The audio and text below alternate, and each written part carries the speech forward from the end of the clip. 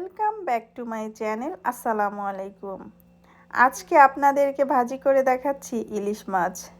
কিভাবে খুব সহজে ইলিশ মাছ ভাজি করে ভাত খেতে পারবেন সেই রেসিপিটি আপনাদের সঙ্গে শেয়ার করছি। এদিকে চুলায় আমি প্যানের ভিতরে বেশ কিছু তেল গরম বসিয়েছি। তেলের ভিতরে দিয়ে দিচ্ছি ইলিশ মাছ।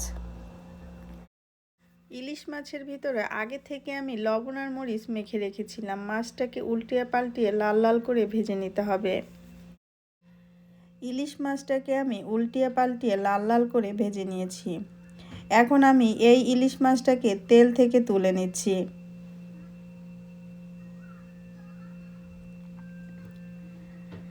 এই তেলের ভিতরে আমি দিয়ে দিচ্ছি 1 কাপ পরিমাণে পেঁয়াজ কুচি আর সাথে দিয়েছি 5টা কাঁচামরিচ কুচি।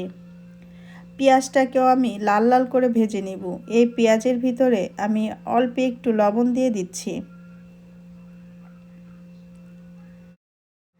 ভাত খাওয়ার জন্য যদি এইরকম 1 পিস ইলিশ মাছ থাকে আর কিছুই লাগে না। পেঁয়াজটাকেও আমি লাল লাল করে ভেজে নিয়েছি।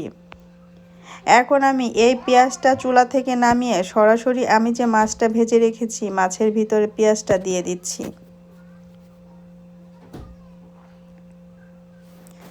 আমার ভিডিওটা আপনাদের কাছে কেমন লেগেছে আমাকে কমেন্টস করে জানাতে ভুলবেন না। আমার ভিডিওটা দেখার জন্য আপনাদেরকে অসংখ্য ধন্যবাদ। যারা এখন পর্যন্ত আমার চ্যানেলটি সাবস্ক্রাইব করেন অবশ্যই সাবস্ক্রাইব করে দিবেন। আজকে এই পর্যন্ত। আল্লাহ হাফেজ।